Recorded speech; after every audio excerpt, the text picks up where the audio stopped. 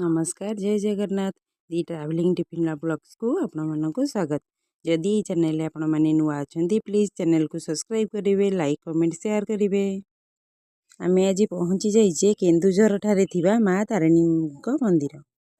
माँकर चैती पर्व चली चैते फुटिला मली महुरी बाजुछि घट गाँ रे लो तारिणी जातरा बोली तारिणी जातरा बोली।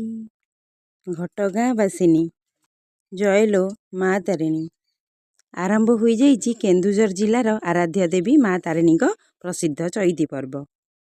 भीतर को मोबाइल अलाउ नहीं, सेतिपई आमे बाहरे मोबाइल रखी मंदिर भीतर को जाई पूजा सारी आसिलुणी। माँकर ई चैती पर्व 9 तारिख रु 15 तारिख 7 दिन धरी 90तम चैती पर्व अनुष्ठित हेउछि। माँ सुनाबेशरे सजेई होई थांती। प्रतिदिन मंदिर भितर भागवत पाठ और चंडी पाठ हेउछि। ता सहित सांस्कृतिक मंडप रे सकाळ 9टा ठारू संध्या 5टा जाए विभिन्न प्रकार सांस्कृतिक कार्यक्रम चलुछि।